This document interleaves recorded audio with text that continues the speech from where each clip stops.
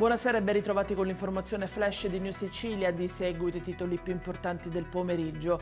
In apertura la politica, l'Assemblea regionale siciliana ha approvato la manovra quadra da 500 milioni di euro con 33 voti favorevoli, 19 contrari e 3 astenuti. Penso che questa sera abbiano vinto i siciliani, ha vinto questo Parlamento per il lavoro svolto in 48 ore, ha dichiarato il governatore Renato Schifani.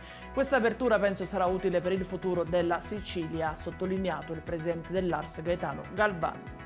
E adesso la cronaca: disarticolata una piazza di spaccio a Bagheria, 9 le misure cautelari. Le indagini sono state avviate in seguito a una rapina a mano armata compiuta l'11 settembre 2023 in un distributore di carburanti a Casteldaccio.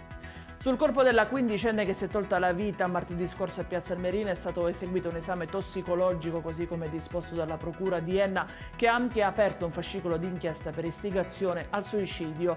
Le indagini si stanno concentrando sulla circolazione in rete di presunte immagini compromettenti riguardanti la vittima. Si è conclusa oggi l'udienza preliminare a Caltanissetta, al termine della quale il pubblico ministero Maurizio Buonaccorso ha avanzato la richiesta di rinvio a giudizio per 4 poliziotti coinvolti nel caso di depistaggio legato alla strage di via D'Amelio. La procura contesta agli agenti di aver reso dichiarazioni false durante le testimonianze nei processi. E in chiusura il meteo: anche per domani è stata diramata dalla Protezione Civile regionale un'allerta gialla per tutta l'isola, attesi rovesci anti a carattere temporalesco per lo più nelle ore pomeridiane e serali. Come sempre vi ricordo che i dettagli su queste notizie li trovate sul nostro sito www.newsicilia.it e sui nostri canali social. Grazie per averci seguito e a domani.